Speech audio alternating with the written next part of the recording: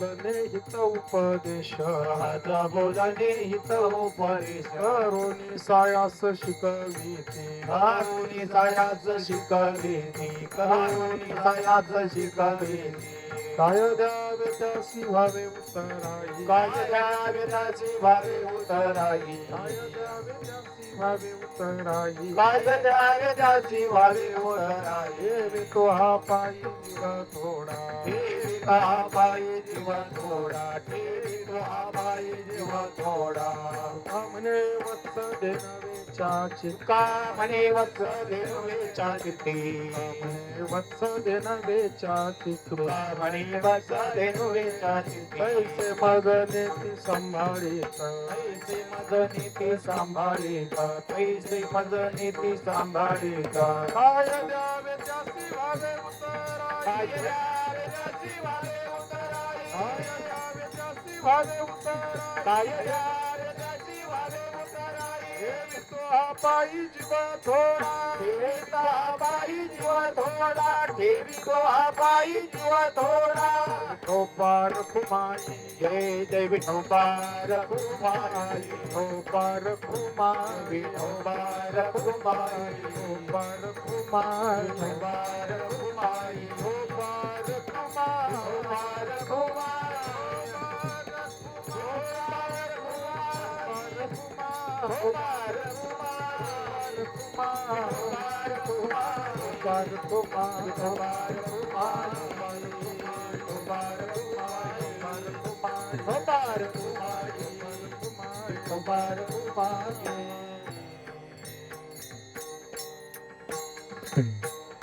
चलो आवटी महाराज मती मामा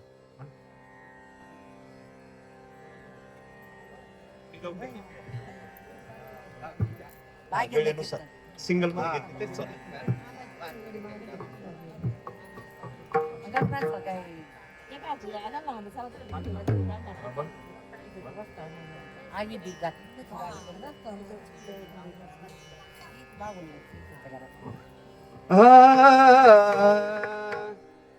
काय द्यावे त्याची काय सांगू आता संताचे उपकार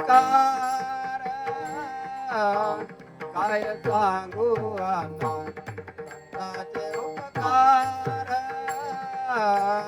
काय सांगू आता संताचे उपकार काय सांगू आता संताचे उपकार काय सांगू आता संताचे उपकार काय सांगू आता संताचे उपकार काय सांगू आता संताचे उपकार काय सांगू आता संताचे उपकार माझा निरंतर जगविते माझा निरंतर जगविते याची भावे उतराये काय द्यावे त्याची भावे उतराये वसंतर जागविती मग निरंतर जागविती आय व्हावे पाय उतराई काय घ्यावे पाय उतराई काय सांगू आता संताचे उपकार काय सांगू आता संताचे उपकार काय सांगू आता संतांचे उपकार काय सांगू आता संतांचे उपकार माझा निरंतर जगविते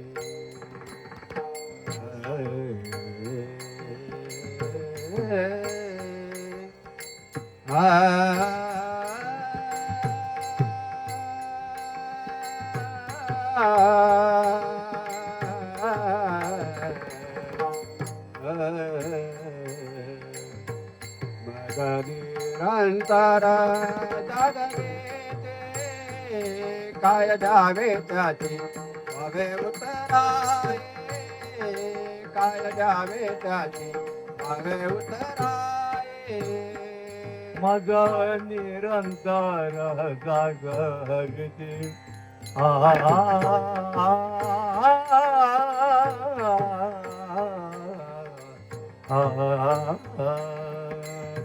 माझा निरंतर जागविते काय द्यावे त्याची व्हावे उतराय काय द्यावे त्याची वारे उतराय विठाला विठाला विठाला विठाला विठाला विठाला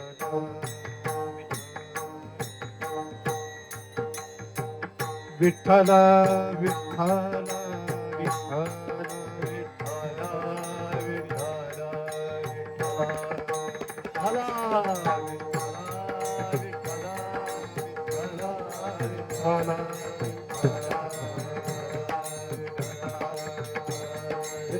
विठाला विठाला विठाला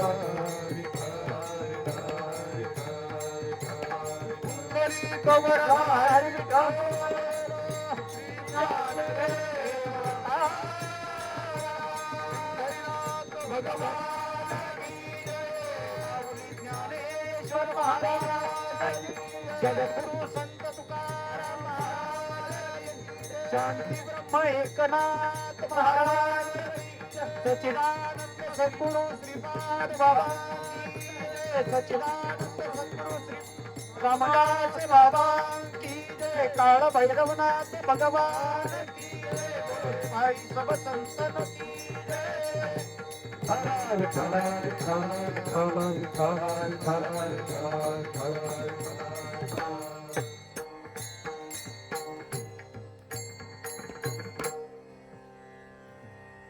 काय सांगू आता संतांचे उपकार मज निरंतर जागविती काय द्यावे त्यासी भावे उतराई ठेवितो हा पायी जीव थोडा सहज बोलणे हित उपदेश सहज बोलणे हित उपदेश करोनी सायास शिकविती काय द्यावे त्यासी भावे उतराई ठेवितो हा पायी जीव थोडा तुका म्हणे वत्स देनवेच्या चित्ती तुका म्हणे वत्स देनवेच्या चित्ती तैसे मज नेती सांभाळीत काय द्यावे त्यासी भावे उतराई ठेवितो हा पायी जीव थोडा विठाला विठाला विठाला विठाला विठाला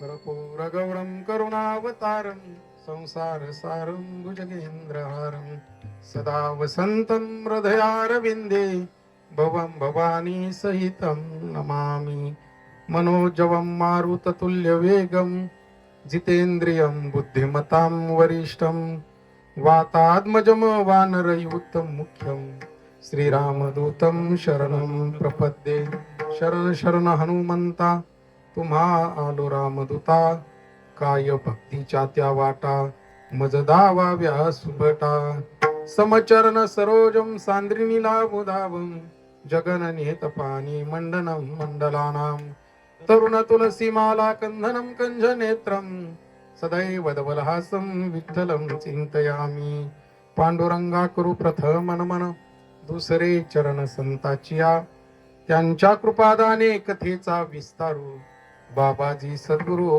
दास तुका गुरुर ब्रह्मा गुरुर विष्णू गुरुर्देव महेश्वरा गुरु साक्षात परब्रह्म तस्मै श्री गुरुवे नमः आत्मरूप गणेशू केलिया स्मरण होय सकल विद्यांचे अधिकरण तेची वंदो श्रीचरण श्री गुरूंचे ते नमस्कारो नि आता नमो ज्ञानेश्वरा नमो ज्ञानेश्वरा नमो ज्ञानेश्वरा उत्तरा नमो ज्ञानेश्वरा नमो ज्ञानेश्वरा.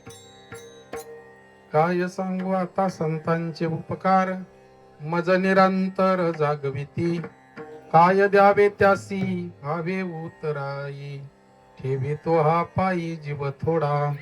प्रस्तुत प्राप्त कीर्तनारूपी सेवेकरता घेतलेला अभंग ज्यांनी वेदाचा सार गाथ्याच्या रूपामध्ये आणून सहज साध्या सोप्या शब्दामध्ये ज्यांनी तुम्हाला मला परमार्थ शिकवला, ज्यांनी त्या काळातही एवढा प्रखर विरोध असताना सुद्धा त्यांनी म्हणावं की वेदाचा तो अर्थ मासीचा ठावा आणि येरांनी व्हावा भार माथा.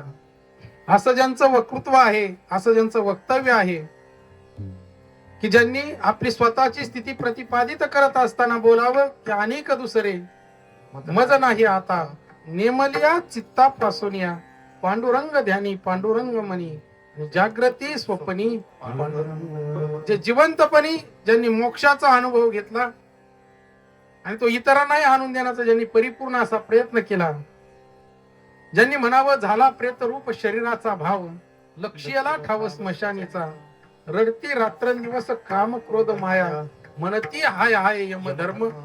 किंवा ज्यांनी म्हणावं मरण माझे मरून गेले मज केले अमर ठाव पुसले बुड पुसले वसवसले देह भाव किंवा आपुले मरण पाहिले म्या डोळा तो झाला सोहळा अनुपम्य. किंवा ज्यांनी काल्याच्या भूमिकेमध्ये येऊन बोलावं याल तरी यारे लागे अवघे माझ्या मागे मागे आज देतो पोट भरी पुरे म्हणाल तो वरी. असे जे पूर्णत्वाला पोहोचलेले जे महात्मे आहेत, ज्यांनी भक्तीच्या उंचीवरती जाऊन इतरांनाही साथ घातली की आम्ही त्या ब्रह्मरसाचं सेवन केलेलं आहे आणि तुम्ही सुद्धा काय करा त्या ब्रह्मरसाचं सेवन करा. सेवितो हा ब्रह्म सेवितो हा रस वाटितो अनेका घ्यारे होऊ नका रानभरी. ज्यांनी असं प्रतिपादित करावं आणि आपल्या संतांविषयी एक कृतज्ञता भाव व्यक्त करत असताना ज्यांच्या मुखामधून निघालेले जे शब्द आहेत ते शब्द आज कीर्तना करता विठाला विठाला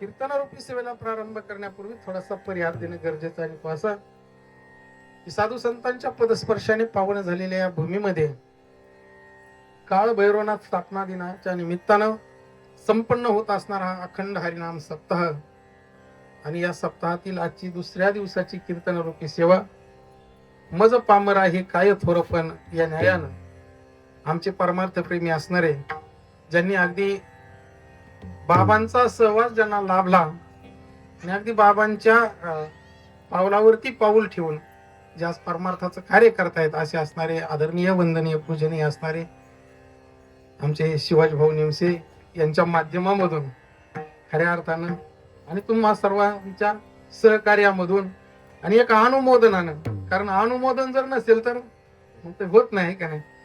तुम्ही सर्वांनी या ठिकाणी सहकार्य केलं, अनुमोदन दिलं म्हणून भाऊंनी मला या ठिकाणी फोन केला. तसं दरवर्षी माझं येणं असतं. गेल्या अनेक 2 वर्षापासून म्हणजे काल्याचे कार्यक्रम माझ्याकडेच होते, परंतु यावेळेस मला असं वाटलं बाबा की आता मला थोडासा रूट वरती थोडस काम असल्यामुळे म्हणलं चला आजचा दिवस द्या मला, आणि त्या अनुषंगाने या ठिकाणी येणं झालं. आजच्या कीर्तनाला त्यांची खूप अशी गोड साथ आहे आणि त्यांच्या साधनेला खरोखर मी वंदन करतो. ज्यांनी या ठिकाणी मृदुंगाची मला या ठिकाणी साथ करतायत त्यांच्याही साधनेला वंदन करतो. ज्या भक्तिभावानं श्रद्धेनं ज्या भावनेनं तुम्ही माझ्या समोर बसलेले आहात की माझी काहीतरी परमार्थिक उंची वाढावी या उद्देशानं, किंबहुना माझं या ठिकाणं जे माझ्या अंतकरणामध्ये जे सुख आहे ते आणखी वाढावं या उद्देशाने जे माझ्या समोर बसलेले आहे, प्रभू तुम्ही महेशाच्या मूर्ती या न्यायानं सर्वांच्या चरणी नतमस्तक होतो आणि इकडच्या तिकडच्या टापा न मारता अगदी अभंगावरती येऊन 1 तास 1.5 तास आपण भगवत चिंतन पाहू. विठाला विठाला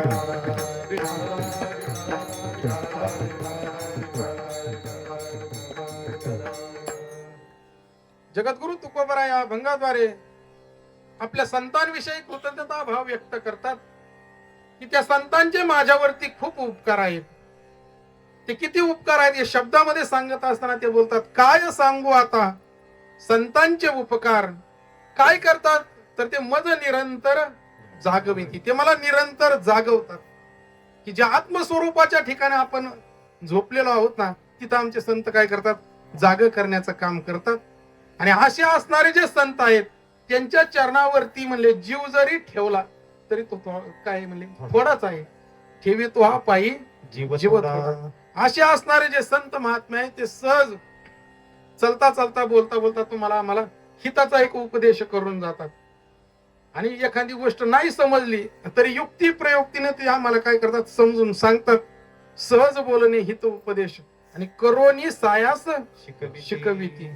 अशा संतांच्या चरणावरती जीव जरी ठेवला तरी म्हणले ते थोडा आहे, काय द्यावे त्यासी व्हावे उतराई, ठेवी तो हा पायी जीव थोडा.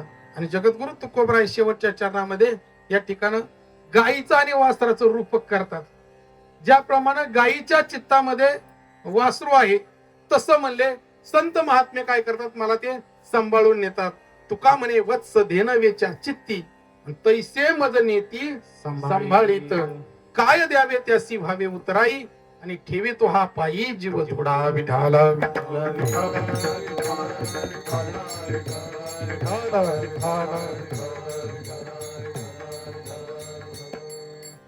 जीवनामध्ये अनेकांचे उपकार आहेत आपल्यावर, परंतु संतांचे जे उपकार आहेत ते काहीतरी आगळे वेगळे आहेत. जगद्गुरु तुकोबराय सांगतात की किती उपकार आहेत.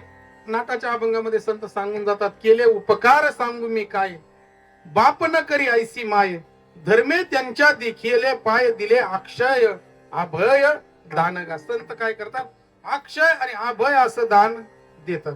आणि संतांनी जे दान दिलेलं असतं ना ते कदापि संपत. कृपादान केले संवादी, कृपादान केले संती कल्पांती सरेना, कल्पांती सरेना. कृपादान केले संती, कृपादान केले संती कल्पांती सरेना, कल्पांती. बाबांनी प्रमाण दिलं, कृपादान केले संती कल्पांती सरेना. कल्पाचा अंत होईन तरी ते सरणार नाही. असे असणारे ते आमचे संत काय करतात, आम्हाला ते कृपादान करतात. संत जीवनामध्ये आल्यानंतर काय करतात, तर ज्ञानाचा प्रकाश करतात आणि अज्ञानाचा अंधकार काय करतात, नाहीसा करतात. तुमच्या आमच्या ठिकाणी जी असणारी भ्रांती, ती भ्रांती घालवण्याचं काम आमचे संत करतात. बघा नामदेवरायांचा गोड या ठिकाणी काकडा प्रकरणातील एक अभंग आहे. अरे बाबा अंकार निशिगन दाट, बाबा अंकार निशिगन दाट, गुरु वचनी फुटली पहाट, गुरु वचनी फुटली पहाट, माता भक्ती भेटली बरवंत, माता भक्ती भेटली बळवंत, तुझे मार्ग गाविला चोखट गा, नरहरी रामा गोविंदा वासुदेवा, नरहरी रामा गोविंदा वासुदेवा. नामदेवराय सांगतात काय झालं, अहंकार निशी घनदाट, म्हणजे या ठिकाणी अज्ञान रूपी रात्रीमध्ये जो अहंकाराचा जो अंधकार होता तो काय केला, आमच्या साधू संतांनी नाहीसा केला. म्हणजे याच अभंगामध्ये तिसऱ्या चरण असं येतं, म्हणजे आला शीतल शांतीचा वारा, तेने सुख झाले या शरीरा, फिटला पातकांचा थारा, कळी काळासी धाक दरारा गा, नरहरी रामा गोविंद वासुदेवा. ते ज्ञान प्राप्त झाल्यानंतर काय होतं, तर जीवाला शांती एक प्राप्त होती. की ते ज्ञान हृदय प्रतिष्ठे, शांतीचा अंकुर फुटे, विस्तार बहु प्रगटे आत्मबोधाचा. माऊली जसं वर्णन करतात, काय होतं, ते ज्ञान हृदयामध्ये प्रविष्ट झाल्यानंतर जीवाला सुख आणि समाधान प्राप्त होतं. आणि त्या ज्ञानामध्ये एवढं मोठं सामर्थ्य आहे, किती जरी या ठिकाणी भ्रांतीचा सागर जरी असला म्हणले तरी सुद्धा या ठिकाणी त्या ज्ञानापुढे ते काही टिकत नाही. माऊलींचे एक पूरक या संबंधानं देऊन जातो. माऊली बोलतात, जरी कल्मशेचा आगरू तू भ्रांतीचा सागरू, यो होमाचा डोंगर होण्याशी तरी ज्ञानशक्तीची न पाडे. ही आघवीची का असे थोकडे, ऐसे सामर्थ्य असे चोकडे ज्ञानी ये विठाला. विठाला विठाला विठाला विठाला विठाला विठाला. मग असं ज्ञान ज्यावेळेस श्री गुरूंकडून आपल्याला ते प्राप्त होतं, त्यावेळेस जीवनामध्ये परमार्थ काय असतो, परमार्थ कसा करावा, देव काय आहे, याच्या सगळ्या ज्या गोष्टी आहेत ना, त्या फक्त श्री गुरुच्या कृपेने समजत असतात. ते ज्ञान प्राप्त झालं की आपल्याला देव कळतो. मग आम्हाला तोपर्यंत देव कळत नाही का, असं मला म्हणायचं नाही. आम्हाला देव कळतो, परंतु आम्ही देवाला पाहतो कुठेतरी मंदिरामध्ये, कुठेतरी एखाद्या विशिष्ट ठिकाणी. आणि आमचं जे पान आहे ते एकदेशी आहे, आमचं जे पान आहे ते स्थूल दृष्टीने आहे. परंतु ज्यावेळेस श्रीगुरूंची कृपा होते जीवनामध्ये, त्यावेळेस तो सर्व ठिकाणी भगवंताला पाहतो. जसं माऊली या ठिकाणं सगळीकडे भगवंताला पाहतात की अनंत रूपे अनंत वेशे देखिले म्या त्यासी, बाप रखुमा देवी वरू खुन बाणली कैसी. नामा म्हणे खेचर पायी, ओळख झाली सर्वा ठाई, ओळख झाली सर्वा ठाई, ओळख झाली सर्वा ठाई. नामा म्हणे खेचर पायी, ओळख झाली सर्वा ठाई, ओळख झाली सर्वा ठाई, ओळख झाली सर्वा ठाई. नामदेवरायांचा अनुभव आहे. नामदेवराय सांगतात, विसोबा काकांमुळे मला ती ओळख झाली आणि मला सर्व ठिकाणी त्या भगवंताचं दर्शन झालं. आणि या ठिकाण माऊलीच या ठिकाण म्हणतात की विठ्ठल जळी स्थळी भरला, रीता ठाव नाही कोठे उरला, आजिम्या दृष्टीने पाहिला विठ्ठलाची. मग संतांना सगळीकडे देव दिसतो, मग तो आम्हाला दिसू नये का? आम्हाला सुद्धा तो दिसावा, याच्याकरताच कीर्तन असतात, याच्याकरता प्रवचन, याच्याकरता कथा, याच्याकरता भागवत, याच्याकरताच ह्या सगळा खटाटोप असतो. सप्ताहाचं आयोजन असतं कशा करता, तर प्रत्येक वक्त्याच्या मुखामधून आपल्याला काहीतरी चांगलं ऐकायला भेटावं, याच्याकरता आपण सत्य. आणि त्या वक्त्यानं आपल्याला काय करावं, तर दिशा दाखवावी. कारण ही जागाच त्याच्या करताय महाराज. भक्ती ज्ञान विरहित इतर गोष्टी न कराव्या, प्रेम भरी वैराग्याच्या युक्ती विवराव्या, जेणे करोनी मूर्ती ठसावी अंतरी श्रीहरीची, ऐसी कीर्तन मर्यादा आहे संतांच्या घरची. इथून असंच बोललं जावं की आपल्याला त्या भगवंताचं रूप स्पष्ट दिसावं, आपल्या अंतःकरणामध्ये भगवंताविषयी प्रेम निर्माण व्हावं. आणि म्हणून देव सगळीकडे आहे, परंतु तो आम्हाला दिसत नाही, याचा अर्थ आम्ही कुठेतरी या ठिकाणी दुसरीकडे भरकटलेलो आहोत.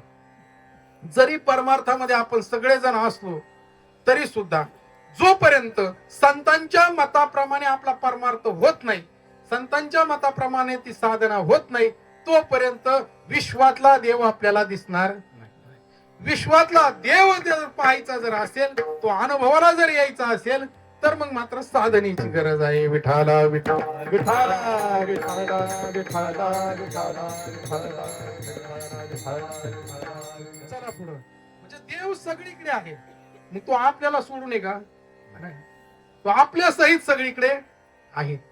जसं माऊली ज्ञानेश्वरी मध्ये वर्णन करतात, सोन्याचे मणी करून म्हणले, ज्याप्रमाणे सोन्याच्या तारेत वाव येत ना, तसं जग आहे अंतर्बाह्य मीच धारण केलं. विठाला विठाला विठाला. जे माऊलींचं मत आहे की देव सगळीकडे आहे. भगवंत सुद्धा अर्जुनाला उपदेश करत असताना सांगतात की मी नसे असा कवना ठाऊ असे, परी प्राणी यांचे दैव कैसे जे न देखती माते. मी नाही अशी जागाच रिकामी शिल्लक नाही, परंतु प्राण्यांचं दुर्दैव आहे ते मला जाणत सुद्धा नाही. ज्याप्रमाणे म्हणले तरंग पाण्याशिवाय सुकून जावेत, सूर्य किरणांना जसं दिव्याशिवाय दिसू नये, तसं जग हे मद्रूप आहे, माझाच अंश आहे, परंतु आम्ही परमात्मा स्वरूप वाटू नये, हे जगाचं दुर्दैव आहे.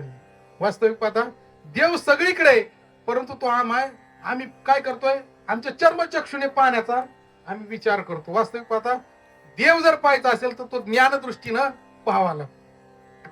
म्हणून प्रत्येक ठिकाणी भगवंत आहे, भगवंत नाही अशी जागाच रिकामी शिल्लक नाही. माऊली सांगतात भरला घनदाट हरी दिसे. मग मातीच्या कणाकणामध्ये सुद्धा भगवंत आहे, वृक्ष विली झाडं झुडप सगळीकडे तो भगवंत आहे. आणि असा असणारा तो सर्व व्यापक भगवंत त्याचा अनुभव आमचे संत आणून देतात महाराज.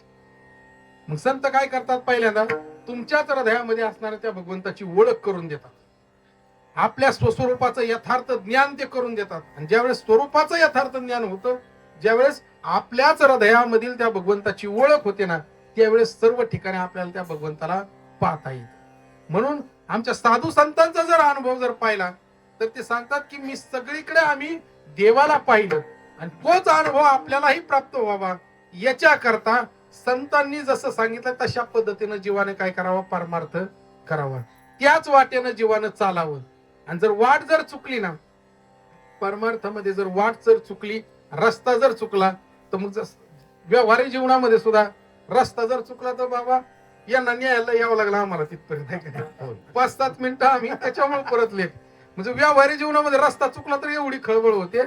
तर या ठिकाणं परमार्थ करत असताना मला सांगायचा हा भाव, संतांनी जसं सांगितलं तशा मार्ग दावणी गेले आधी दयानिधी संत ते तेनेची पंथे चालू जाता. लपडी गुंता कोठे काही. मार्ग दावणी गेले आधी दयानिधी संत ते तेनेची पंथे चालू जाता. लपडी गुंता कोठे काही. बरोबर सांगतात, मार्ग दावणी गेले आधी दयानिधी संत ते तेनेची पंथे चालू जाता न पडे गुंता कुठे काय. संतांच्या मार्गाने गेले, विचाराने जर गेले तर गुंता पडत नाही, गुंता सुटतो, आहे का नाही. जीवाच्या विचाराने जर गेलं तर गुंता वाढतो, आणि संतांच्या दृष्टीने जर गेलं, संतांच्या विचाराने जर गेलं तर गुंता सुटत असतो. जसं जगद्गुरु तुकोबराय सांगतात, आज फिटले माझे पुढे बहुत जन्मांचे साकडे. कोंदाटले पुढे परब्रह्म सावळे. विठाला विठाला विठाला विठाला विठाला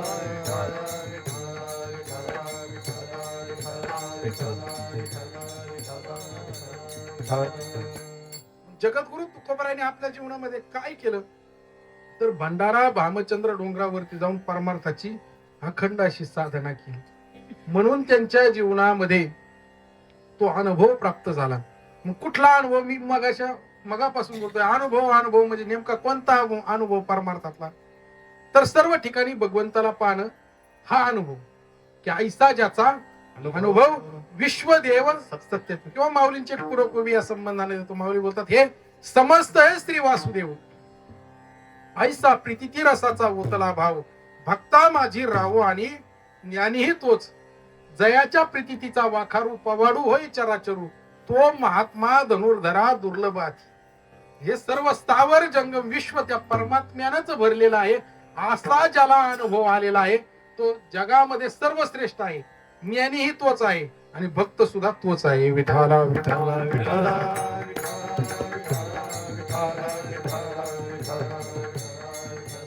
जीवनामध्ये आमच्या जगद्गुरु तुकोबरायाला साधनेच्या माध्यमामधून तो अनुभव प्राप्त झाला. परमार्थ चांगल्या पद्धतीचा समजल्या कारणानच त्यांच्या मुखामधून जे शब्द निघाले त्या अभंगवाणीने प्रगट झाले. मग जगद्गुरु तुकोबराय ज्या दगडावरती बसून भजन करायचे ना, आज त्या दगडाची सुद्धा पूजा केली जाते. बघा, जिथं बसून ते भजन करत होते तिथले वृक्ष वेली झाडं झुडपं ते सुद्धा भजन करायचे महाराज. मग त्यावेळेस भजन कसं करायचे ते, तर त्यावेळेस दगडाचे टाळ होते महाराज. गोड वर्णन करतात आमचे संत महात्मे.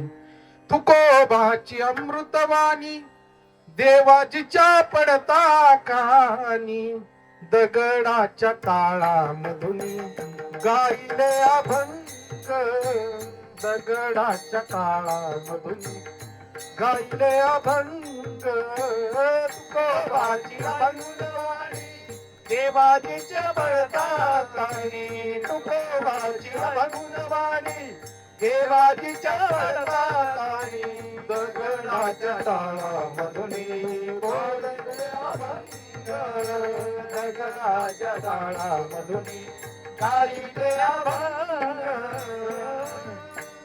दगडाच्या टाळामधून सुद्धा अभंग गाऊन घेण्याचं ज्यांच्याकडे सामर्थ्य होतं ते जगद्गुरु तुकोबराय. म्हणजे निर्जीव वस्तू सुद्धा त्यांच्या सानिध्यामध्ये आल्यानंतर ते भजन करत होते.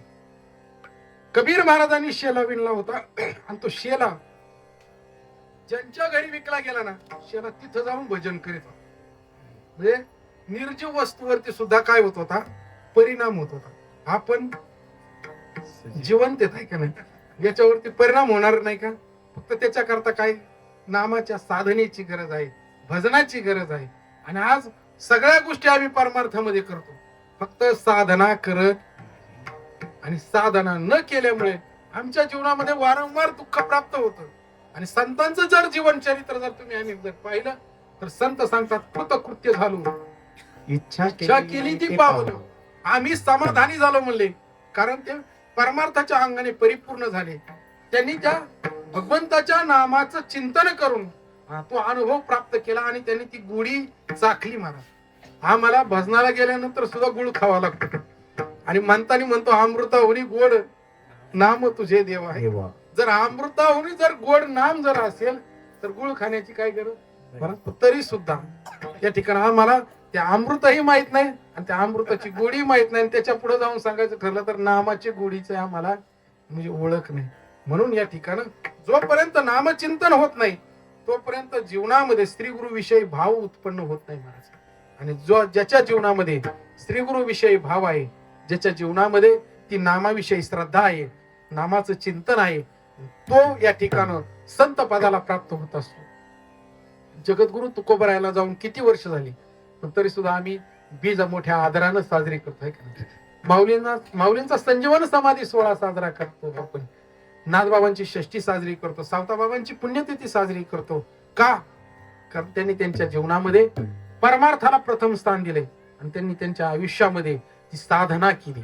जगद्गुरु तुकोबरायांनी आपल्या जीवनामध्ये ती साधना केली, म्हणून ते आपल्या श्रीगुरूंविषयी एक कृतज्ञता भाव व्यक्त करतात. अभंगाच्या काय सांगू आता संतांचे उपकार, काय सांगू आता संतांचे उपकार, काय सांगू आता संतांचे उपकार, काय सांगू आता संतांचे उपकार, काय सांगू आता संतांचे उपकार, काय सांगू आता संतांचे उपकार, काय सांगू आता संतांचे उपकार, काय सांगू आता संतांचे उपकार.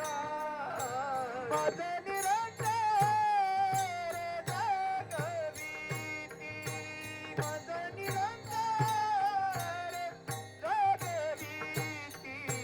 काय द्यावे त्याची भावे उतराई, काय द्यावे त्याची भावे उतराई.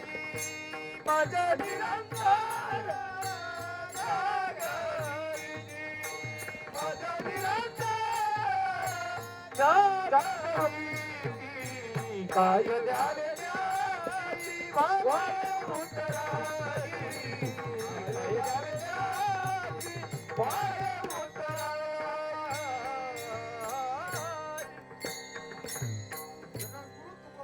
सांगतात की काय सांगू आता संतांचे उपकार. काय केलं त्यांनी तर मज निरंतर जाग. मला ते जागवतात की ऐसे जागविले अवघे जन, होते संचित तेही केले दान. तुका म्हणे दुबळी कोण कोण, गेले वासुदेवाशी विसरू निघा. असे असणारे आमचे संत महात्मे सांगतात. मला त्यांनी तिथं जागवलं. म्हणजे आत्मस्वरूपाच्या ठिकाणी संत जाग करतात. आम्ही जागे आहोत, परंतु आम्ही प्रपंचाच्या ठिकाणी जागे आहोत. आणि संत आत्मस्वरूपाच्या ठिकाणी जाग करतात. काकडा प्रकरण जर तुम्ही आम्ही जर पाहिलं तर संत देवाला जाग करतात. उठा पांडुरंगा प्रभात समयो पातला, वैष्णवांचा मेळा गरुडा परी दाटला. संत संतांना जाग करतात. उठा उठा साधू संत, साधा साधा फुले हित, जाईल हा नरदेह मग कैसा भगवंत. आणि संत जीवाला ही जागा जागे वारे आता, उठा जागे वारे आता, स्मरण करा पंढरीनाथा, स्मरण करा पंढरीनाथा, भावे चरणी ठेवा माथा, भावे चरणी ठेवा माथा. सुखवी व्यथा जन्माच्या धनदारा पुत्र धनदारा पुत्र जन्माच्या पुत्र धनदारा पुत्र जागे भारी आता स्मरण करा पंढरीनाथा भावे चरणी ठेवा माथा चुकवी व्यथा जन्माच्या. संत काय करतात आपल्याला जागा करतात आणि पुढे सांगतात गोड सांगतात धनदारा पुत्र जन बंधू सोयरे पिशवण हे सर्व मिथ्या आहे जाणून शरण रेघा देवाशी. ही सगळे खोटे आहेत असं समजून तुम्ही काय करा भगवंताला शरण जा. मग किती जणांना खोटे वाटतात हे सगळ्यांना खरे वाटतात आहे का नाही. या खऱ्यापणामुळेच आमची फसगत झालेली जशी वाल्या कोळ्याची झाली ना तशीच तुमची आमची झालेली. वाल्या कोळ्या काय करीत होता घरादारा करताच करत होता ना. परंतु नारद महर्षी म्हणतात जा बरं घरच्यांना जाऊन विचार तू हे सगळं करतो याच्यामध्ये तुझे घरचे वाटे करीत का. जाऊन विचारलं तर सांगितलं याच्यात आमचा काय संबंध नाही म्हणलंय ज्याचं पाप ज्याने त्याने भोगायचं. तशीच तुमची आमची तर आहे का नाही वाल्या कोळ्या प्रमाणे. मग आमचे बाबा सुंदर सांगायचे म्हणायचे वाल्या कोळ्याने जेवढं पाप केलं ना तेवढं पाप आमच्याकडून कधीच घडलं नाही. महाराज आम्ही खाऊन खाऊन म्हणले 10-5 बोकडं खाल्ले असते 10-5 बॅरल दारू पिलो असं म्हणले. परंतु वाल्या कोळ्या एवढं तर पाप नसतं ना केलं. जर वाल्याचा वाल्मिकी ऋषी होऊ शकतो तर तुम्ही आम्ही एक चांगला माणूस का बनवू शकत नाही. म्हणून नारद महर्षी सारख्या महात्म्याची कृपा झाल्यानंतर वाल्याचा वाल्मिकी ऋषी होतो आणि 10,000 वर्ष पुढे रामायण घडणार होतं ते त्याने आता लिहून ठेवलं. एवढी दिव्य दृष्टी प्राप्त झाली त्या स्त्री गुरुच्या कृपेमुळे. मग आपल्याही जीवनामध्ये तर आपल्याला तो परमार्थ कळावा याच्याकरता मी मगाशी बोलून गेलो स्त्री गुरूंची कृपा जीवनामध्ये फार महत्वाची आहे. आणि स्त्री गुरूच्या कृपेला जो पात्र होतो ना नुसती कृपा होऊन उपयोग नाही. बाबा असे अनेक जण येत कार्यक्रमाला गेले की म्हणतात आम्ही बाबांबरोबर होतो म्हणले आणि बाबांच्या बरोबर फिरायचो. मी गोटीच्याच कार्यक्रमामध्ये सांगितलं म्हणलं पैलवानाच्या गळ्यात हात घालून कुठं पैलवान होत त्याच्याकरता काय करावं लागतं जे पैलवानानं केलं ते करावं लागतं. तसं बाबांसारखं या ठिकाणी जर कार्य किंबहुना बाबांच्या पदापर्यंत जर जायचं असेल तर मग मात्र त्याच्याकरता साधनेची गरज आहे. बाबा चालता बोलता सुद्धा ब्रह्मज्ञान सांगत होते. कीर्तनच लागतं त्याच्याकरता असं नाही प्रवचनच लागतं असं नाही. बाबा सहज जरी बसले तरी या ठिकाणी परमार्थ सांगायचे. आणि महात्म्याचं तसंच असतं तो चालता चालता परमार्थ जगाला शिकवतो. आणि आम्ही कुठेही गाठ जरी पडली आमची मंदिरामध्ये जरी गाठ पडली ना तरी आमच्या कांद्याच्याच गप्पा चालू असते का तर आमचा विषय प्रपंच रूप झालेला आहे आणि महात्म्याचा विषय भगवत स्वरूप झालेला आहे. विषय तो त्यांचा झाला नारायण न आवडे जनधन माता. मग मला सांगायचं हा भाऊ लोकांतामध्ये सुद्धा ज्यावेळेस परमार्थाचा विषय आपल्या मुखामधून निघतो ना त्यावेळेस समजून जायचं की त्या महात्म्याच्या अंतकरणामध्ये सुद्धा परमार्थाचाच विचार चालू आहे. ज्यावेळेस ती पोटात असताना त्याच वेळेस ते ओठावरती येत असतं. म्हणून महात्म्यांचा तो विचार आहे. आणि मग असे असणारे जे महात्मे आहेत ते काय करतात आपल्या जीवनामध्ये आल्यानंतर तर तुम्हाला आम्हाला दिशा दाखवतात. आणि महात्म्याचं कार्य ते बोटाला धरतात आणि वाटेला लावतात आणि सांगतात बाबा ह्या वाटेनं तू जा. बघा एक दृष्टांत आठवला म्हणून सहज देऊन जातो की तुम्ही याच्या आधी भरपूर वेळा तो ऐकला असेल पण तरी सुद्धा कीर्तन कशा करता असतं उजाळा देण्याकरता असतं. बाबा म्हणायचे नगरच्या स्टँड वरती एकच अनाउन्समेंट चालू असते अमुक अमुक गाडी या मार्गे इथं जाणार आहे. ती अनाउन्समेंट तिथल्या फळ विक्रेत्याला नाही फुलं विकणाऱ्याला नाही पेपर विकणाऱ्याला नाही ती कोणा करता असते एखादा नवीन पाहुणा आलेला असतो का नाही त्याच्याकरता ती अनाउन्समेंट असते. तसं या ठिकाणी जरी तुम्ही दृष्टांत ऐकला असेल तर परत एकदा सांगतो बाप्पू गुरुजी मालुंजेकर हा दृष्टांत द्यायचे म्हणजे उत्तम पद्धतीचा असतानाही वादक त्यांनी जगामध्ये एवढी मोठी कीर्ती कमवलेली होती. त्याला असं म्हणून वाटायचं की माझ्या मुलानं सुद्धा काय करावं अशी सनई वाजवावी आणि जगामध्ये नावलौकिक कमवावं. बाप त्यांनी बऱ्याच वेळा सांगितलं त्या मुलाला की बाबा सनई वाजव परंतु तो मुलगा काय ऐकायला तयार नाही. मग एक दिवस बापाला राग आला त्या बापाने काय केलं त्या मुलाला खाली पाडलं आणि त्याच्या तोंडात सनई घातली. वरून बाप म्हणला आता सनई वाजवशील का नाही म्हणले. तर तो मुलगा खालून म्हणला बाबा जरी तुम्ही माझ्या तोंडात सनई घातली असली तरी फुकायची का नाही माझ्या हातात म्हणले. तसं साधू संतांनी काय केलं, आपल्याला वाटल लावले, परंतु चालायचं का नाही कोणाच्या हातात आहे? आपल्या हातात आहे. आपण ठरवलं पाहिजे. अहो साधू संतांनी किती सांगावं आपल्याला. साधू संत सहज सांगतात, बाबा परत परत हा मनुष्य जन्म नाही. हे वाक्य ऐकायला किती सोपं आहे, परंतु हे गांभीर्याने घेण्यासारखे आहे का? परत मनुष्य जन्म नाही. नामदेवराय सांगतात, शेवटची पाळी एक मनुष्य जन्म, चुकली या वर्म फेरा पडी. इथं भक्तीचं वर्म चुकलं की परत 84 लक्ष योनींचा फेरा आहे. मग आपल्याला एवढा सुंदर मनुष्य जन्म मिळाला, एवढा सुंदर नरदेह मिळाला, परंतु खरोखर आम्ही भगवंताच्या भक्ती करता तो वापरतोय का? ज्याच्या करता आपल्याला हा मनुष्य जन्म मिळाला, ज्याच्या करता या मृत्यू लोकांमध्ये आम्ही आलो, ते कार्य आम्ही करतोय का? याचं प्रत्येकानं सिंहावलोकन करण्याची गरज आहे. बघा, एक आठवडा म्हणून सहज दृष्टांत देऊन जातो. पूर्वीचा काळ होता, आणि पूर्वीच्या काळी जर दिवाळीचा सण जर आला आणि बहिणीला जर आणायला जर जायचं म्हणलं ना, तर बारक्या भावाला तर पाठवायचे ते मुलीला आणायला. त्याचं कारण असं होतं, मोठा माणूस जर गेला तर तिकडची माणसं काय पाठवीत नव्हते, म्हणून त्या लहान भावाला पाठवायचे. असं दिवाळीचा सण आला आणि भाऊ बहिणीला आणायला गेला. आता मी टाइमपास म्हणून सांगत नाही, मला एक आठवलं असं म्हणून बोलून जातो.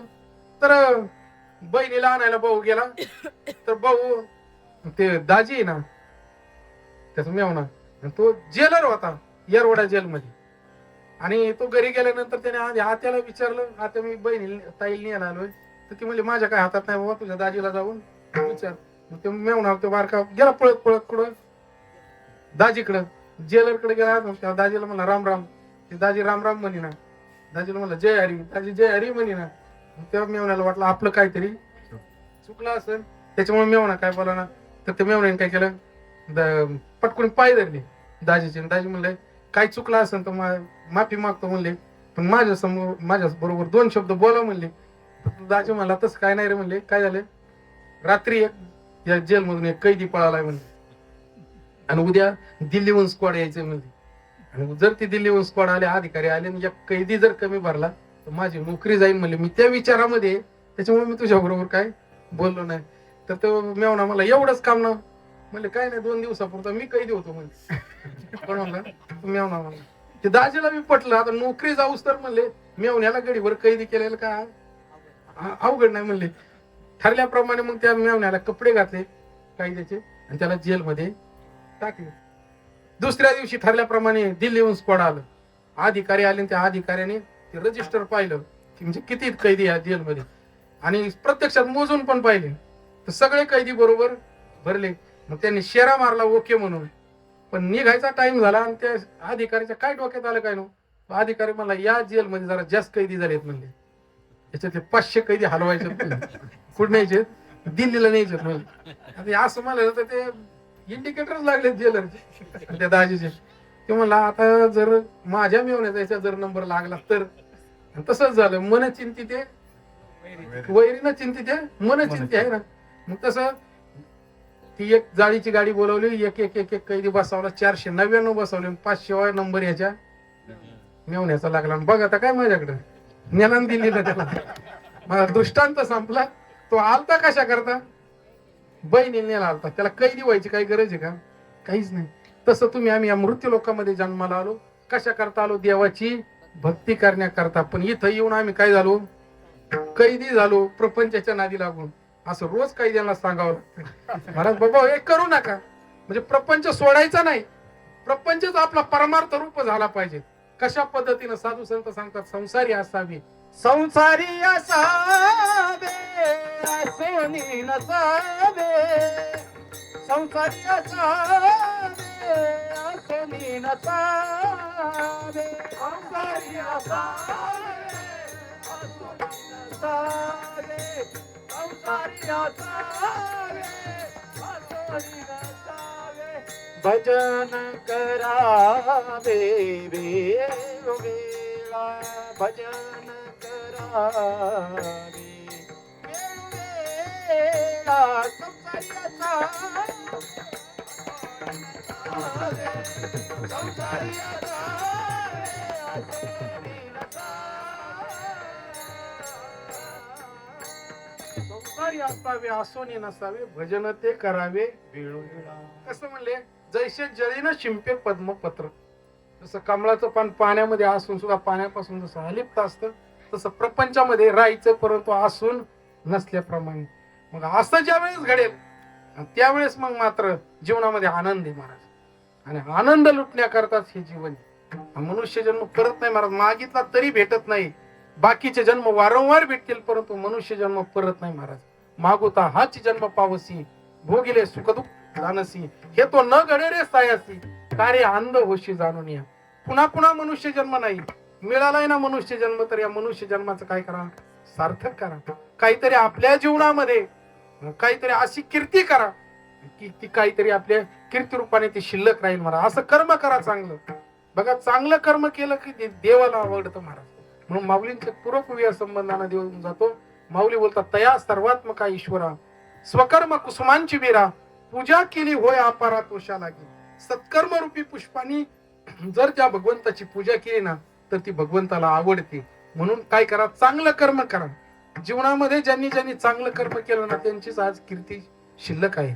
जगद्गुरु तुकोबरायांची कीर्ती किती सूर्यचंद्र तारे तोपर्यंत एक नाही. म्हणजे सांगण्याचा मला हा भाव की जोपर्यंत जीवन आहे आपलं त्या जीवनामध्ये चांगलं कर्म करा, चांगली देवाची भक्ती करा, भगवंताचं नामस्मरण करा. एवढंच फक्त आपल्या हातामध्ये नाही. बाकीच्या ज्या सगळ्या गोष्टी त्या प्रारब्धाच्या अधीन आहेत. तुम्हाला गरीब करायचंय का श्रीमंत करायचंय सगळं त्या भगवंताच्या हातामध्ये आहे. कारण फळ देणारा तो आहे. फक्त कर्म करत राहा. जसं भगवंत अर्जुनाला उपदेश करत असताना महत्वपूर्ण सिद्धांत सांगतात की कर्मण्य वा अधिकार असते मा फलेशु कदाचन. कर्म कर म्हणले परंतु त्या कर्माच्या फळाची अपेक्षा धरू नको. मग हा उपदेश फक्त एकट्या अर्जुना करताय का, नाही. अर्जुनाचं निमित्त करून हा उपदेश कोणाला केलेला आहे, तुम्हाला मला केलाय, सगळ्यांना केलेला आहे की अर्जुनाची निव्याजे गीता प्रकाशुनी श्रीराजे, संसारा एवढे थोर ओझे फेडिले जगाचे. अर्जुनाचं निमित्त केलं, मात्र अर्जुनाचं निमित्त करून हा उपदेश तुम्हाला मला केलेला आहे भगवंताने. म्हणून काय करा, कर्म करत राहा परंतु त्या कर्माच्या फळाची अपेक्षा धरू नका. कर्तृत्व मद आणि फलास्वाद टाकून केलेलं जे कर्म आहे ना ते कर्म भगवंताला समर्पित होत असतं. सहज कर्मे केली ती ब्रह्मार्पण, मग जन नव्हे अवघा जनार्दन. मग ज्यावेळेस कर्म भगवंताला समर्पित होतं त्यावेळेस ते कर्म रूपाने शिल्लक राहत नाही. आणि ज्यावेळेस कर्म रूपाने शिल्लक राहत नाही त्यावेळेस पुन्हा जन्माला यायचं कारण उरत नाही. कारण माणसाला जन्म भेटतो एक कर्माच्या संबंधानं आणि एक वासनेच्या संबंधानं. साधू संतांचं कर्मही हरिरूप झालेलं आहे, त्यांची वासनाही हरिरूप झालेली आहे.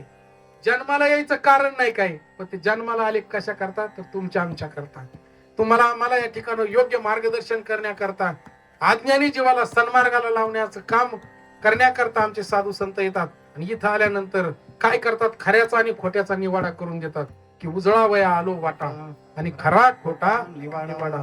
मग इथं खरं काय आणि खोटं काय याचा जर बारकाईने विचार केला तर आद्य गुरु शंकराचार्य एक सिद्धांत मांडतात, ब्रह्म सत्य म्हणले आणि जगत कसं आहे, मिथ्या आहे. या ठिकाणी हे जगत जे दिसतंय सगळं मिथ्या आहे आणि ब्रह्म कसं आहे म्हणले या आहे. सत्याचा त्या भगवंताचा विचार करण्याकरता मिळालेला हा मनुष्य जन्म आहे. मग किती जणांनी याचा विचार केला बघा. आपलं जे आयुष्य आहे ना या आयुष्यातला एक एक क्षण आपला निघून चाललाय परंतु आम्ही योग्य विचार करायला तयार नाही. ना आमचे बाबा तर म्हणायचे चांगला विचार केला तर, हे की नाही, बाबा म्हणायचे चांगला जर विचार केला ना तर निश्चितपणानं म्हणजे आपणच आपले मित्र आहोत. जसं माऊलींची एक मूवी बघा, विठाला विठाला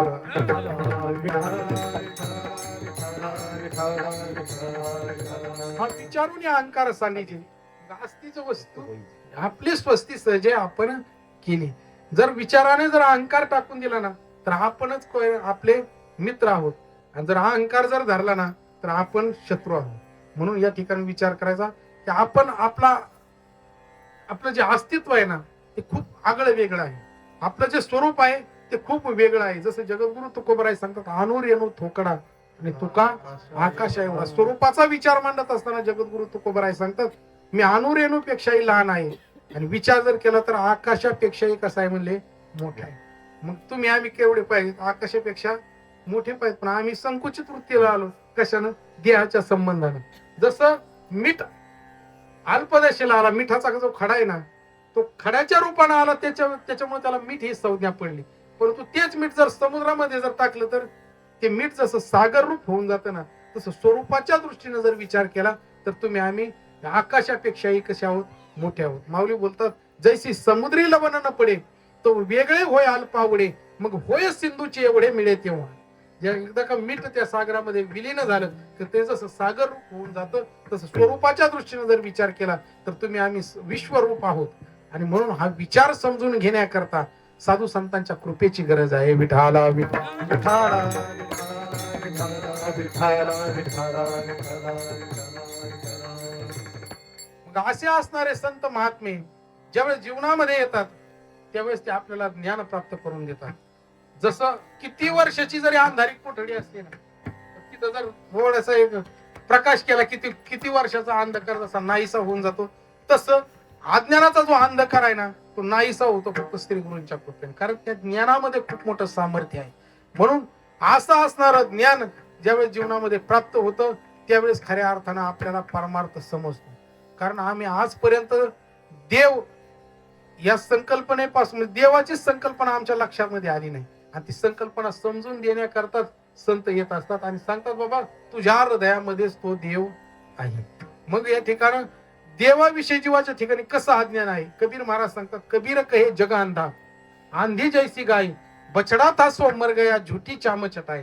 जसं म्हणले गायीचं वासरू मेल्यानंतर काय करतात, बोत शिवतात, बोत, आणि ते तसंच गायी पुढे ठेवतात. गायीला वाटतं हे आपलं वासरू आहे. गायीचं वासराविषयी जसं आंधळ प्रेम आहे ना, तशी आमची आंधळी भक्ती चालू आहे. मग या ठिकाणी ज्या अर्थी जगद्गुरु तुकोबाराय सांगतात, तुका म्हणे कैसे आंधळे जन गेले विसरून खऱ्या देवा. खऱ्या देवाला जे जग विसरून गेले म्हणले आणि खोट्या देवाच्या पाठीमाग लागले. खोटे देव नाहीत का मग, आहेत ना. ते सांगतात, सेंदरी हेंदरी दैवते, कोणते पूजी भूती खेते, आपल्या पोटाचे रडते मागती शिते अवधान. आहे का? विचार जर केला तर आम्ही आशाच्या पाठीमागे धावतो बघा. म्हणून देवाविषयी खरं ज्ञान आहे ना ते प्राप्त करून देतात फक्त आमचे संत, आणि खऱ्या देवाची ओळख करून देतात ते आमचे संत. विठाला विठाला विठाला विठाला विठाला विठाला. जीवाचं देवाविषयी कसं अज्ञान आहे बघा.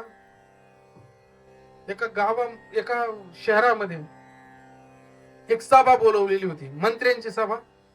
आणि त्या मंत्र्यांची सभा, त्याचा टायमिंग होता 10चा, पण त्याच्या आधीच काही संयोजक मंडळी तिथं आलेली होती आणि त्यांचे ते सगळं सभेचं आयोजन केलेलं होतं. बरोबर 9 वाजता ज्या गेट मधून मान्यवर मंडळी येणार होती त्या गेटच्या कडेलाच एक पेताड माणूस आला आणि त्याने काय केलं, वांती केली. हे पाहिलं लांबून संयोजक मंडळीने. आणि त्या एका जिल्हा परिषदेच्या सदस्याने सांगितलं पंचायत समितीच्या सदस्याला की तेवढं ते काहीतरी नियोजन लावा म्हणजे ते साफ करून घ्या, कारण आता मान्यवर मंडळी येणार आहे. पंचायत समितीवाल्याने सरपंचाला सांगितलं, सरपंचाने ग्रामपंचायत सदस्याला सांगितलं, ग्रामपंचायत सदस्याने त्या नोकराला बोलवलं, तो कामगार आहे त्याला सांगितलं तेवढं ते साफ करून घे. तो कामगार म्हणला, जरी तुम्ही मला पगार देत असले तरी असलं काम मी करणार नाही. तुम्हाला काय नाही बाबा, या कामाचे तुला 2000 रुपये देतो, पण एवढं काम क्लिअर कर मान्यवर मंडळी येण्याच्या आधी. ते जरा डोक्याला हुशार होत. ते म्हणला असे आपल्याला 400-500 रुपये मिळतात, पण आता 2000 भेटणार आहेत म्हणले. मग त्या कामगारांनी काय केलं, गेला एक हार आणला, गुलाल आणला, एक अगरबत्तीचा पुडा आणला. त्याने तर काय केला, गुलाल टाकला त्याच्यावरती, हार त्याच्यावरती टाकला आणि अगरबत्ती लावली आणि आला आपल्या जे स्टेज बनवलं ते स्टेज कडे आला. आणि थोड्या वेळाने एक आमदार आला. तर त्या आमदाराने पाहिलं, त्या आमदाराने सुद्धा एक हार आणला, येता वाहिला, त्याने पाया पडला, स्टेजवरती जाऊन बसला. असेच खासदार आल्या, मोठमोठे नेते मंडळी आले. ज्यावेळेस कॅबिनेट मंत्री आली त्यांनी मग या ठिकाणी त्याने मोठा हार आणला. तो मोठा हार, तो 5-5 जणांच्या गळ्यामध्ये घातला, तो टाकला त्याच्यावरती. असं पाहता पाहता मोठा डिप्पो लागला त्या हाराचा. आणि सगळे मान्यवर मंडळी या ठिकाणी स्टेजवर जाऊन बसले आणि प्रत्येकाची भाषणं चालू झाली. आमदार म्हणले की असं देवस्थान आपल्याला चालणार नाही, आपण हिंदू राष्ट्रामध्ये आहोत म्हणले, या ठिकाणी मंदिर उभं राहिलं पाहिजे म्हणले. या मंदिराला जेवढा खर्च आहे ना तो म्हणले माझा. खासदार उभं राहिला. खासदार म्हणला याच्या करता जेवढा सभा मंडप लागन खासदार निधीतून मी देईन म्हणले. आणि तो एक नेता राहिला, तो म्हणला इथं नुसतं सभा मंडप पण हे टाकून चालणार नाही, एक मोठं भक्त निवास सुद्धा शेजारी बांधा म्हणले. माझा दृष्टांत संपला. तो देव होता का? अशी आमची देवाची आंधळी भक्ती चालू आहे. म्हणून देव खरा आहे ना तो ओळखून घ्या महाराज. ओळखा रे वस्तू, सांडा रे कल्पना, नका आड राना जाऊ जणी, जणी झालं कोठे बुडवाल हित विचारी मनात आपुली आपुल्या जीवाने शिवाशी पहावे आत्मसुख घ्यावे वेळोवेळा घ्यावे आत्मसुख स्वरूपी मिळावे आणि भूती लीन व्हावे. तुका म्हणे या अभंगाचा सखोल जर विचार केला तर लक्षामध्ये येईल की आपल्याला परमार्थ कसा करायचा आहे. जगद्गुरु तुकोबरायने तो परमार्थ जीवनामध्ये साधला आणि आपल्या श्रीगुरूंविषयी ते भाव व्यक्त करतात की आता काय करावं म्हणजे मी यांच्यातून उतराई होईल. जसं काय द्यावे त्यासी व्हावे उतराई, काय द्यावे त्यासी व्हावे उतराई, ठेविता पायी जीव थोडा, ठेविता पायी जीव थोडा. द्यावे त्यासी व्हावे उतराई, काय द्यावे त्यासी व्हावे उतराई, ठेविता पायी जीव थोडा, ठेविता पायी जीव थोडा. तो हा पायी जीव थोडा. जसं नामदेवरायाने म्हणावं काय उतराई व्हावे कवण्या म्हणे जन्मा नाही येणे आईसे. साधूची कृपा झाली की परत जन्माला यायचं कारण उरत नाही. कारण महात्मा काय करत असतो तो भगवंताच्या स्वरूपाला प्राप्त करून देतो. आणि एकदा का भगवंताच्या स्वरूपाला जीव प्राप्त झाला पुन्हा जन्माला यायचं कारण उरत नाही. एकदा का ऊसाची साखर झाली मग किती जरी इंजिनियर एकत्र आणले तरी परत साखरेचा ऊस होणे नाही. दुधामधून एकदा तूप खात्रीनं निर्माण झालं की किती जरी सुगरणी एकत्र आणल्या तरी परत तुपाचं दूध होणे नाही. कारण ते पूर्णत्वाला पोहोचलेलं आहे. तसं एकदा तुम्ही भगवंताच्या स्वरूपाला प्राप्त झाले की पुन्हा जन्माला यायचं कारण उरणार नाही. कारण इथून पाठीमागं आमच्या अनेक वेळा जन्म झाले, अनेक वेळा आम्ही त्या जन्म मृत्यूचं दुःख भोगलंय. कारण जन्माला यायचं म्हणजे या ठिकाणी दुःखच आहे महाराज. त्या जन्माचं दुःख किती वाईट आहे, त्या गर्भवासामध्ये किती दुःख भोगावं लागतं. अनेक साधू संत वर्णन करतात. जगद्गुरु तुकोबराय सांगतात काय सांगू गर्भीची यातना मज भोगिता नारायणा मांस मल मूत्र जाना तुझं क्षणाक्षणा ध्यातसे. किंवा माऊली वर्णन करतात मातेच्या उदर पोहरी पचून विष्टेच्या दातरी उकडोनी 9 मासवरी जन्म जन्मोनी मरती आईच्या उदरामध्ये 9 महिने विष्टेच्या उकड्यामध्ये तो गर्भ राहतो. किती नरक यातना त्या ठिकाण आहे. असं कितीतरी वेळा जन्माचं दुःख आम्ही भोगलेलं आहे आणि कितीतरी वेळा मरणाचं दुःख भोगले. मरणाच्या वेळी सुद्धा अनंत यातना जीवाला होतात की एका रोमाच्या ठाई सहस्र विंचवाच्या वेदना पायी एवढ्या यातना मरणाच्या वेळी होतात. असं कितीतरी वेळा त्या जन्माचं आणि मरणाचं दुःख आम्ही भोगलेलं आहे. म्हणून आता जो मनुष्य जन्म मिळालाय ना या दुःखाची निवृत्ती करण्याकरता मिळाला. आता योग्य विचार करा की आपल्या आयुष्यामध्ये आपलं जीवन राहिलंय किती आणि आपण करतोय काय. माणसाचं आयुष्य किती की मला संत सांगतात अल्प आयुष्य मानव देह शतगणिले ते अर्धरात्र खाये मध्ये बालत्व पीडा रोग क्षय काय भजनासी उरले ते पाहेगा म्हणून राम राम स्मराधी. 100 वर्षाचं आयुष्य गृहीत धरलं तर निम्म झोपेमध्ये जातं, काही बालपणामध्ये जातं, काही तारुण्याच्या मदमस्तीमध्ये जातं. किती वेळ आपण भगवंताच्या भजनाकरता वापरतो, किती वेळ आपण सार्थकी लावतो. प्रत्येकानं विचार करण्याची गरज आहे. आयुष्य एक एक क्षणानं संपत चाललेलं आहे. एक एक क्षणानं आम्ही मरणाकडे चाललेलो आहोत. परंतु आमचं सगळं उलट्या दिशेने विचार चालू आहे. जसं जगत माऊली वर्णन करतात ज्ञानेश्वरी सारख्या ग्रंथामध्ये की आहा कटकट आहे ओकटे ये मृत्यूलोकीचे उफराटे. मृत्यूलोकीचा म्हणले कसा आहे उफराटा नियम आहे. ज्याचं बल आणि बुद्धी क्षीण होत चाललंय अशा वृद्ध माणसाला जीव नमस्कार करतो.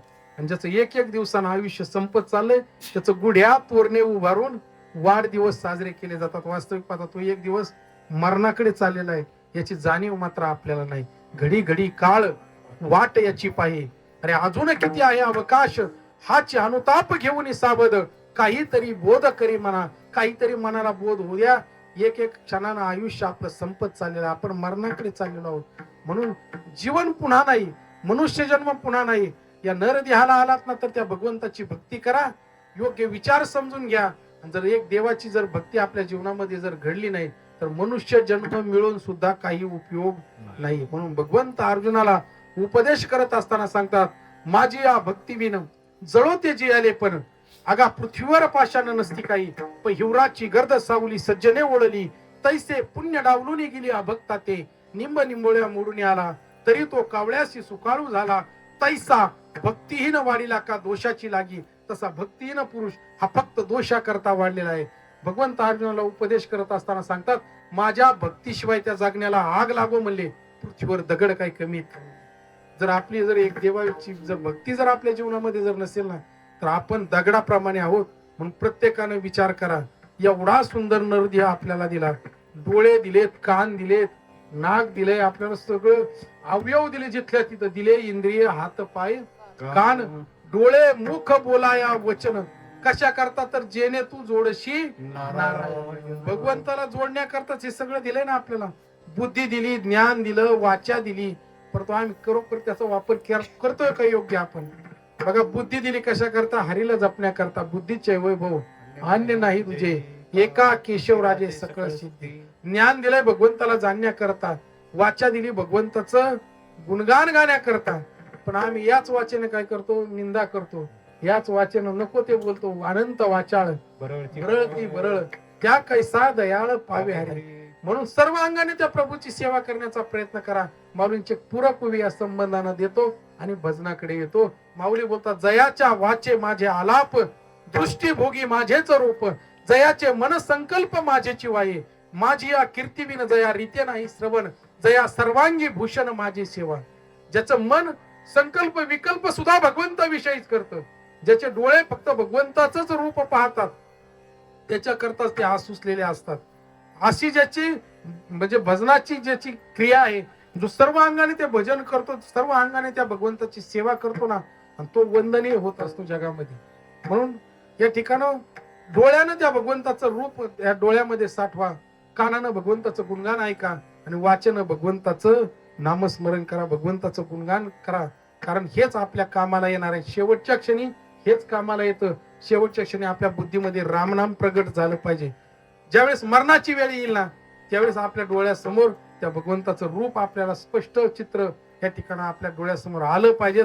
अशा संबंधानं तुमचा आमचा परमार्थ असावा. बघा, कबीर महाराज एका अरण्यामधून जात असताना एक महात्मा झाडाखाली या ठिकाणी भगवंताचं नामचिंतन करत होता.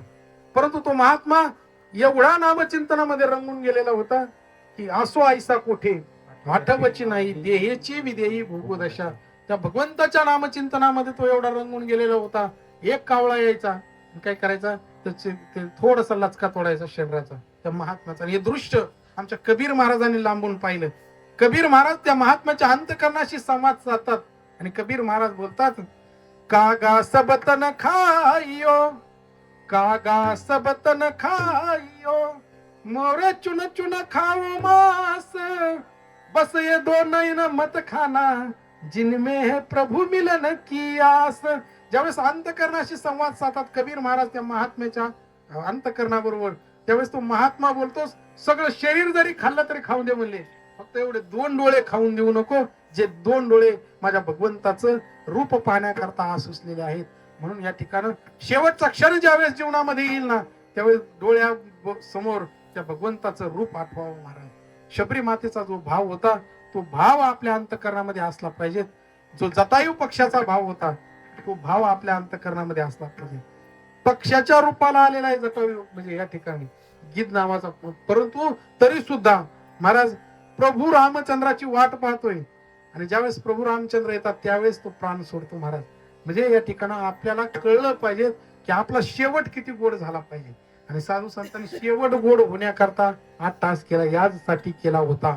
अट्टहास शेवटचा दिस गोड व्हावा, माझा शेवटचा श्वास हरिरूप व्हावा, याच्याकरता साधू संतांचा अट्टहास, याच्याकरता प्रयत्न आहे. महाराज मग त्यांनी काय केलं जीवनामध्ये, तर त्या भगवंताचं भजन केलं. विठोबा रखुमाई, जय जय विठोबा रखुमाई, विठोबा रखुमाई, विठोबा रखुमाई, जय विठोबा रखुमाई, जय विठोबा रखुमाई, विठोबा रखुमाई, रखुमाई, विठोबा रखुमाई, विठोबा रखुमाई, विठोबा रखुमाई, ओपार कुमार विठोबार कुमार ओपार कुमार विठोबार कुमार ओपार कुमार ओपार कुमाई ओपार कबरदार विठ्ठल श्री ज्ञानदेव तुकारा पंढरीनाथ भगवान की जय ज्ञानेश्वर महाराज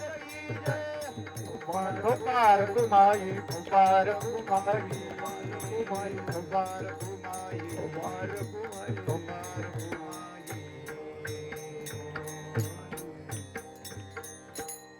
म्हणून संत काय करतात तर आपल्याला काही गोष्टी अशा शिकवतात की ज्या आपल्याला कळतच नव्हत्या. बुद्धीला अनाकलनीय असणाऱ्या गोष्टी साधू संत त्याला या ठिकाणी रूप देतात आणि आपल्याला ते भाग पाडतात की आपल्या त्या बुद्धीला समजेल. माऊलींची भाषा बघा, म्हणजे संस्कृत जगाला कळत नव्हतं, परंतु माऊलीने अशी भाषा तयार केली की प्राकृत भाषेमध्ये गीतेचा सार आणला ज्ञानेश्वरी सारख्या ग्रंथामध्ये, जेणेकरून तुम्हाला आम्हाला ते समजेल. म्हणजे संत काय करतात, अवघड जे आहे ना ते सोपं करतात आणि या ठिकाणी आत्ताचे सोपं अवघड करून सांगतात, हे का नाही. हा फरक होता साधू संतांमध्ये आणि या ठिकाणी आत्ताच्या कीर्तनकारांमध्ये फरक आहे मोठा.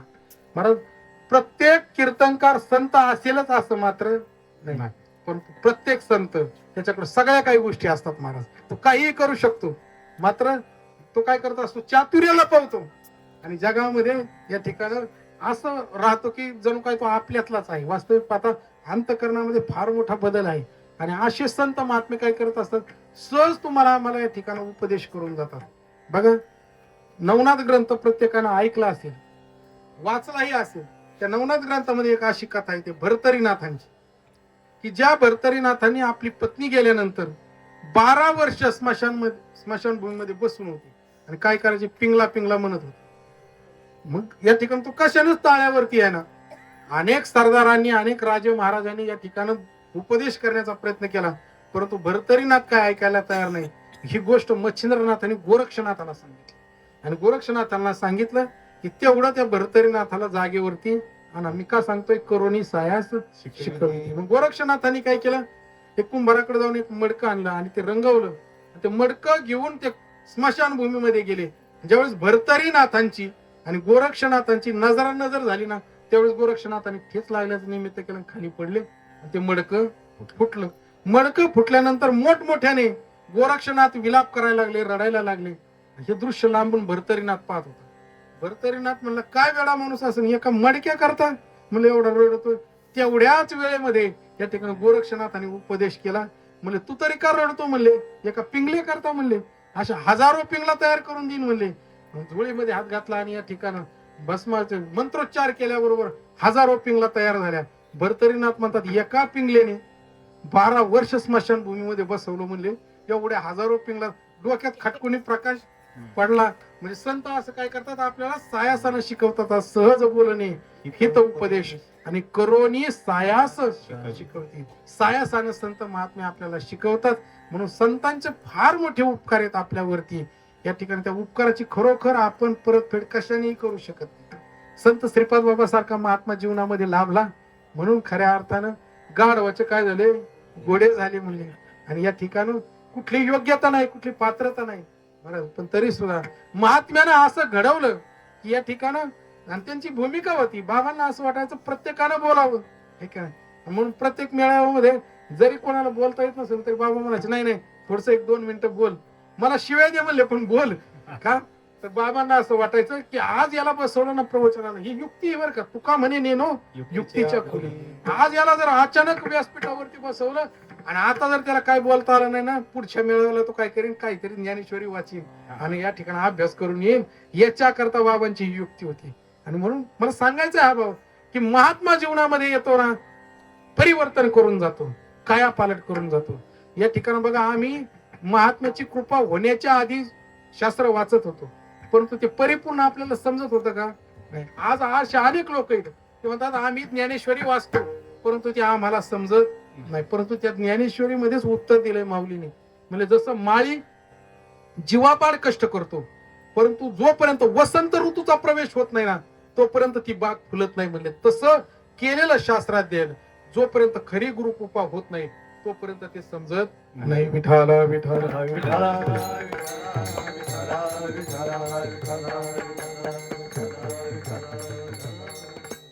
म्हणून जीवनामध्ये असा महात्मा भेटावा की तो आपल्या जीवनाचं परिवर्तन करून त्याने टाकलं पाहिजे. आणि संत महात्मे काय करत असतात, परिवर्तन करूनच देतात महाराज. आपणासारखे करीत येतात काळ. नाही काळ वेळ तया लागे किंवा कृपा कटाक्ष निहाळिले आणि आपल्या पदी बैसले. संत काय करत असतात, त्यांच्या सारखं बनवतात. म्हणजे त्यांना जो अनुभव आलाय त्या अनुभवापर्यंत ते त्या महात्म्याला घेऊन जातात. म्हणून जगद्गुरु तुकोबराय सांगतात की असं या ठिकाणी परमार्थ करा की जसं गायीच्या चित्तामध्ये वासरू असतं ना, आहे का नाही. पूर्वीचा काळ आठवा तुम्ही, जर गुरं घेऊन जर रानामध्ये जर एखादा व्यक्ती जर गेला, 4चा जर टाइम जर झाला, एखादी गाय जर मेलेली असली ना, गोठ्यामध्ये जर तिचं वासरू असेल ना, तर तो गुरा कितीही चपळा असू द्या, परंतु तो गायीला अडवू शकत नाही. का तर त्या गायीच्या चित्तामध्ये काय आहे, वासरू आहे. तसं संतांच्या चित्तामध्ये साधकाचं अस्तित्व असलं पाहिजे. साधकानं संतांची आठवण काढावी आणि संतांनी साधकाची आठवण काढावी. म्हणून जगद्गुरु तुकोबराय रूपक करतात शेवटच्या चरणामध्ये. तुका म्हणे वत्स धेनु वेदेची प्री, तुका म्हणे वत्स धेनु वेदेची प्री, तुका म्हणे वत्स धेनु वेदाची प्री, तुका म्हणे वत्स धेनु वेदाची प्री. तैसे माझ येती सांभाळीत, तैसे माझ येती सांभाळीत, काय द्यावे त्याची व्हावे उतराई, काय द्यावे त्याची व्हावे उतराई. माझ येती सांभाळीत, तैसे माझ येती सांभाळीत, काय द्यावे त्याची व्हावे उतराई, काय द्यावे त्याची व्हावे उतराई. ज्ञानेश्वर माऊली ज्ञानराज माऊली फार. ज्ञानेश्वर माऊली ज्ञानराज माऊली तुकाराम, ज्ञानेश्वर माऊली ज्ञानराज माऊली तुकाराम. ज्ञानेश्वर माऊली ज्ञानराज